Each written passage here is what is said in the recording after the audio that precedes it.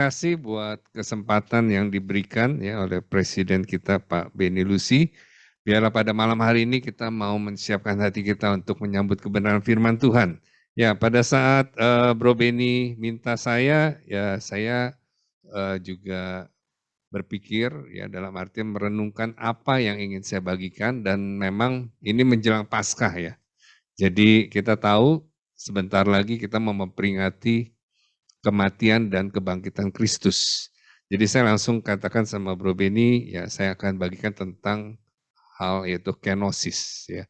Mungkin ada beberapa dari kita yang sudah tahu tentang kenosis ini, tetapi saya ingin hanya membagikan bahwa ini berkaitan dengan kristologi, artinya tentang Kristus. Ya. Berarti center kita itu adalah Kristus. Ya. Tuhan Yesus itu adalah pusat dari setiap apa yang kita kerjakan, ya. Karena kita adalah orang-orang yang telah menerima anugerah Tuhan, anugerah keselamatan, ya. Dan ini adalah satu hal yang sangat luar biasa dalam firman Tuhan bahwa ini yang dikerjakan oleh Kristus Tuhan kita, ya. Jadi lebih baik kita baca di Filipi, ya. Kita lihat di Filipi 2, ya. Saya baca hanya ayat 5 mulai ya. Hendaklah kamu dalam hidupmu bersama menaruh pikiran dan perasaan yang terdapat juga dalam Kristus Yesus. Yang walaupun dalam rupa Allah tidak menganggap kesetaraan dengan Allah itu sebagai milik yang harus dipertahankan. Melainkan telah mengosongkan dirinya sendiri dan mengambil rupa seorang hamba dan menjadi sama dengan manusia. Ya, kita bacanya sampai di sini dulu ya. Saya ingin menyampaikan bahwa firman Allah yang ditulis oleh Rasul Paulus ya di Filipi ini pada saat Paulus di penjara ya. Dan dia sampaikan ini tentang kenosis ya. Kenosis ini berarti dari kata kenon ya, keno ya. Dan itu berarti mengosongkan diri, mengosongkan apa yang ada pada dia dikosongkan ya. Artinya saya terinspirasi waktu minggu lalu Bro Benny sempat menyinggung tentang ayahnya, ya, meninggal dalam empty, kekosongan. Artinya semua yang ada pada dia, dia diberikan buat keluarganya, buat anak-anaknya. Nah inilah yang dikerjakan Kristus, ya Tuhan kita. Dia adalah Allah yang luar biasa, dia Allah yang punya segalanya, maha tahu, maha kuasa, maha segalanya. Yang punya sorga. Pada saat dunia diciptakan di Kejadian, baiklah kita menciptakan manusia menurut gambar dan rupa kita. Berarti di situ ada Kristus, ya, ada pribadi Yesus. Jadi dia sudah ada bahkan sebelum penciptaan. Ya. Jadi dia Allah yang Alfa dan Omega, yang awal dan yang akhir. Yang punya segalanya. Bayangkan ya, kita baru mengetahui bahwa banyak sekali planet-planet yang baru ditemukan lagi ya karena kita punya teknologi ya dan baru belajar akhirnya baru menemukan ya. Cina sudah kirim pesawat luar angkasanya ke Mars ya, juga Amerika ya.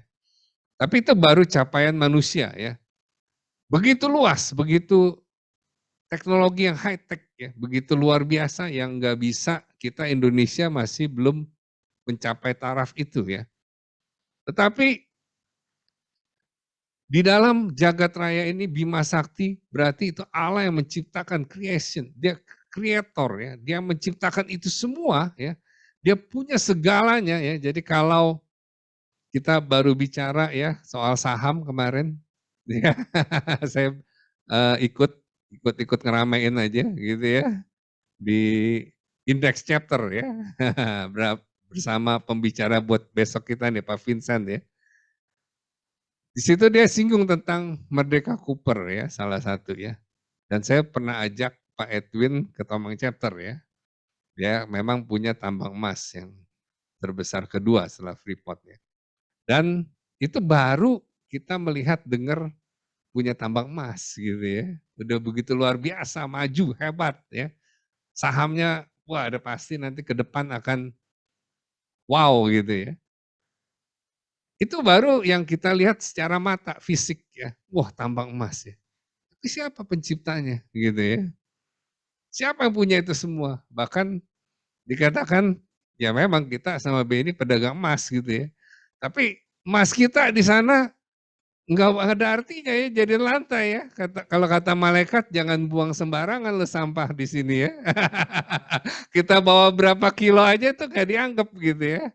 Tapi di dunia berharga gitu ya. Nah, tapi Allah kita yang punya segalanya itu ya, dia rela ya. Dikatakan dia mengosongkan itu ya pada saat dia berinkarnasi ya, bukan reinkarnasi. Jadi inkarnasi ya, dia tinggalkan itu ya yang harusnya dia punya segalanya, tapi dia mengambil rupa manusia ya. Bahkan bukan hanya manusia, hamba. Kenapa? Lahirnya aja di kandang domba ya. Kalau kita ke Israel ya, Pak Hardi pasti bawa petur kan sering ya. Saya lihat itu ada versi Katolik, ada versi Kristen gitu ya. Jadi tempatnya beda gitu ya. Tapi sama-sama intinya kandang gitu ya, intinya ya. Kita ke sana, kita lihat, oh ini yang versi Katolik, oh ini versi Kristen ya. Tapi intinya lahirnya di kandang ya. Seorang raja, segala raja mau lahirnya di kandang ya. Kita aja, saya lahir tuh di rumah sakit St. Carolus ya. Oh sama ya. Anak apa saya kan dulu tinggalnya kan di seberang Berlan ya, jadi dekatnya ke situ ya. Nah, jadi dekat ke Carolus ya. Nah, tapi Tuhan kita lahirnya di kandang, bayangkan gitu ya. Sesuatu yang kita kenapa dari sekian zaman ya, dia pilih 2000 tahun yang lalu itu untuk lahir di kandang. Ya. Berarti dia ada satu pribadi yang benar-benar serius, sungguh-sungguh untuk melakukan pengosongan diri ini, kenosis ya.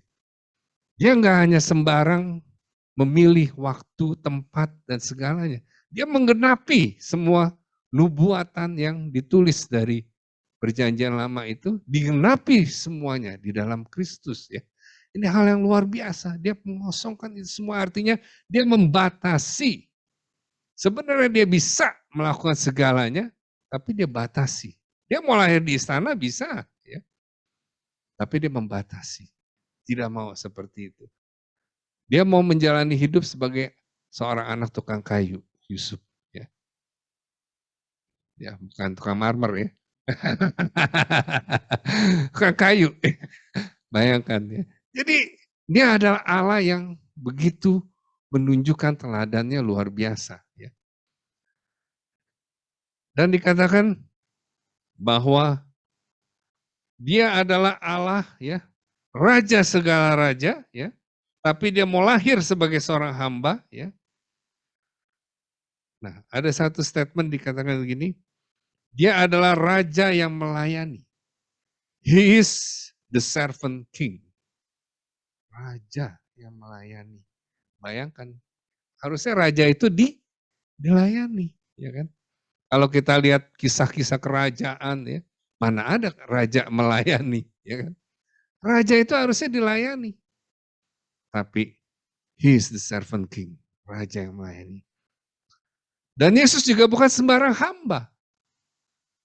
Kontradiksi ini juga menarik ya. Karena dia hamba dengan mental seorang raja. Ya. Dia bukan hamba sembarang hamba, tapi dia punya mental seorang raja. Kita bisa melihat bagaimana dia, ini Minggu Palma, ya, Kristus masuk pakai keledai, Hosana bagi anak Daud. Ya. Ini ada satu hal yang menggambarkan bahwa dia seorang hamba tetapi bermental raja. Ya. Dan ini yang kita melihat bahwa apa yang dia kerjakan oleh Kristus di dunia, ya, dia menyembuhkan orang sakit, dia membangkitkan orang mati, ya, dan dia melakukan itu semua mengajar di bait suci, ya, dia melakukan itu dengan penuh satu dedikasi yang luar biasa. Dia buktikan bahwa Walaupun dia membatasi kemahakuasaan dia. Dia tidak pakai itu semua. Tetapi dia membuktikan bahwa dia bisa ya, menjadi seorang hamba yang berhati raja. Dia bisa melakukan itu karena dia mengandalkan Roh Kudus. Ya. Dia bisa melakukan itu karena dia punya Bapa yang dia hormati. Ya. Makanya doanya Bapa di surga, dikuduskanlah namamu. Ya. Doa Bapa kami ya. Dan kita melihat juga seorang hamba itu sebenarnya adalah seorang yang dikatakan bond servant. Bond servant ini ialah seorang yang menjadi budak secara sukarela, dia melepaskan hak pribadinya tanpa paksaan dan mendedikasikannya seluruh hidupnya hanya untuk melayani tuannya. Itu bond servant. Dan Kristus pada saat dia di Taman Getsemani, ya, dia berdoa sampai peluhnya itu seperti darah. Kalau bisa cawan ini lalu, tapi bukan karena kehendakku, tapi kehendakmu yang terjadi. Itu yang mencucurkan, itu memang menjadi satu, kita yang melayani Tuhan bisa pada satu titik seperti itu. Kita merasa kita sendiri, bro. Ya, kita bisa sendiri. Kristus merasa sendiri di Taman Getsemani, walaupun ada murid-muridnya menemani, tapi tidur kan. Nggak ada yang membela dia. Nggak ada yang mengerti pergumulan seorang anak Allah. Allah itu sendiri, seorang yang punya segalanya, tapi dia harus menghadapi siksaan yang begitu berat. Ya. Dia harus menghadapi, ditangkap, dipermalukan. Bayangkan, diludahi, dicemooh ya. Dicambuk sampai bilur-bilurnya itu ya, daging-dagingnya itulah yang menyembuhkan kita. Ini hal yang begitu besar ya, walau kita nonton film The Passion of Christ, itu Mel Gibson menggambarkan memang sesuatu yang luar biasa, penderitaan Kristus. Tapi itu nggak sebanding dengan yang real. Ya. Apa yang dialami Kristus ya, dia mengalami bahwa semua kutuk harus yang tanggung. Kita yang harusnya dihukum, tapi dia mau menanggung itu semua. Ini hal yang luar biasa, bond servant. Dia meninggalkan semuanya itu untuk mengambil rupa seorang hamba. Dia mau merasakan itu, menanggung hukuman kita. Ini luar biasa. Dia datang bukan untuk dilayani, tapi untuk melayani. Ya, ya. Ya. Itu sebabnya kita juga harus memiliki komitmen yang tinggi. Ya. Kita harus rendah dalam pemeliharaan dikatakan. Disebut dengan high in commitment, ya. Berkomitmen tinggi, ya. Dan low in maintenance. Artinya tak banyak menuntut. Di dunia ini atau di dunia kita sekarang ini, apa yang Yesus teladani ini dikenal sebagai servant leadership ya tadi dikatakan. Kepemimpinan yang melayani. Ya. Dan beda dunia ajarkan ialah mengajak seorang pemimpin belajar melayani, sedangkan firman Tuhan menemukan bahwa jalan menuju kepemimpinan itu adalah melayani. Jadi bukan dari atas ke bawah, ya, tapi dari bawah ke atas. Jadi kita tahu bahwa the path of leadership is through serving. Ya. Jalan kepada kepemimpinan adalah pelayanan. Ya. Aku ada di tempat ini untuk melayani dengan sebaik mungkin. Ya. Aku ada di Tomang Chapter untuk melayani. Ya. Untuk memberikan yang terbaik yang aku bisa berikan. Ya. Kita pun sebagai orang yang percaya kepadanya, harus punya karakteristik yang sama, ya. Punya cara berpikir dan perasaan yang sama seperti yang ada dalam Yesus. Kita tidak boleh mementingkan diri sendiri, egois. Kita hidup sederhana, ya. Ramah dalam berelasi. Ya. Jadi kesimpulannya adalah bahwa Yesus ya, yang dia adalah Allah itu sendiri, tapi dia mau Kenosis, dia mau mengosongkan diri. Dia adalah Allah yang sejati, ya. Yesus adalah Allah yang sejati dan manusia sejati. Ya. Dalam inkarnasi menjadi manusia, Yesus sepenuhnya tetap Allah, ya. Harus kita ingat. Dan manusia pada waktu bersamaan. Namun dia mengosongkan dirinya dalam pengertian bahwa Yesus dengan rela membatasi diri, menggunakan sifat-sifat ilahinya, tatkala menjadi manusia. Itu ada di pengakuan iman dari Westminster, ya, bahwa anak Allah pribadi kedua dalam Trinitas yang adalah Allah sejati dan kekal, yang satu dalam substansi dan kesetaraan dengan Bapa, sesungguhnya sudah genap waktu yang mengambil bagi dirinya natur manusia dengan segala properti yang esensial dan juga kelemahan, tetapi tanpa dosa. Ketika dia dikandung oleh kuasa Roh Kudus dalam kandungan anak darah Maria dari jatnya, sehingga dua natur yang menyeluruh sempurna, ya, dan berbeda, yaitu Allah dan manusia disatukan tanpa terpisahkan dalam satu pribadi, tanpa penukaran, penggabungan dan pencampuran, di mana pribadi tersebut adalah Allah sempurna dan manusia sempurna, tetapi tetap satu, Kristus, ya. Satu-satunya pengantara antara Allah dan manusia. Itulah tergambar dalam Yesus. Dan manusia juga bisa berpartisipasi dalam karya keselamatan Allah, yaitu melalui suatu proses transformasi, ya, yang bertujuan menjadi serupa dengan Allah, theosis, ya, yang ini menjadi kudus dengan pertolongan rahmat Allah. Jadi yang mau sampaikan di sini adalah menjelang kita Paskah sebentar lagi, Jumat Agung ini, kita renungkan kembali, ya, apakah kita benar-benar menghargai. Jangan sampai seperti ada satu istilah, kita mau menyalibkan Yesus kedua kali, ya. Jadi kita udah mengalami anugerah keselamatannya begitu besar.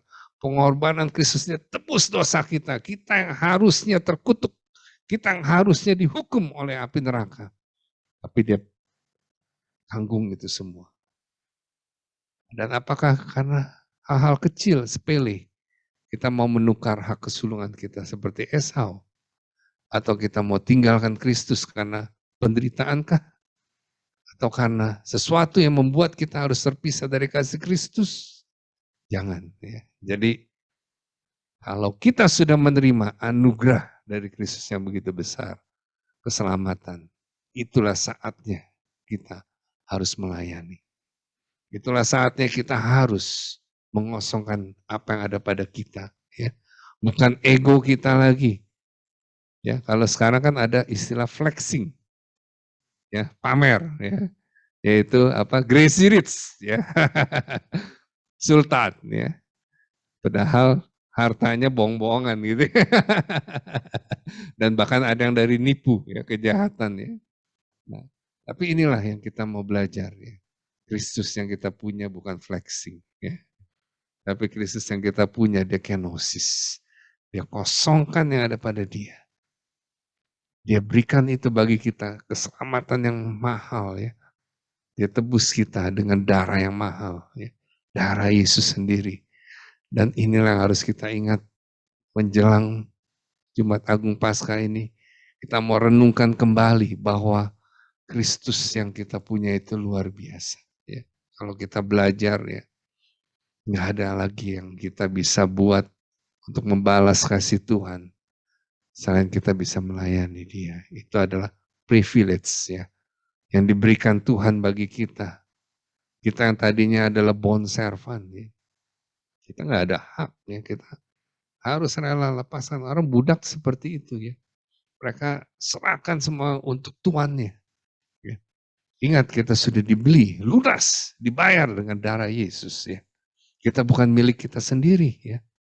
Makanya dikatakan kalau seorang konglomerat sekalipun, ya, harta yang dia miliki itu bukan milik dia, ya, tetapi adalah apa yang Tuhan titipkan bagi dia. Bagaimana dia melakukan, ya, seperti Kristus, ya. Makanya anak muda yang kaya itu dia nggak bisa, karena dia terikat dengan mamon, dia terikat dengan kekayaannya. Tetapi orang-orang yang mengalami Kristus, yang tahu tentang kenosis ini. Mereka tahu bagaimana nggak ada artinya semuanya itu. Allah yang kita sembah yang begitu besar aja, mau memberikan segalanya, mau mengosongkan segalanya. Siapakah kita? Manusia. Ya. Jadi mari kita ingat kembali, kita renungkan kembali. Biar pada malam hari ini saya mau remind dengan firman Tuhan ini, kenosis, kita ingat bahwa Allah yang kita sembah adalah yang luar biasa. Angkat satu pujian Pak, bukan dengan barang fana. Kita mau nyanyi satu pujian ini,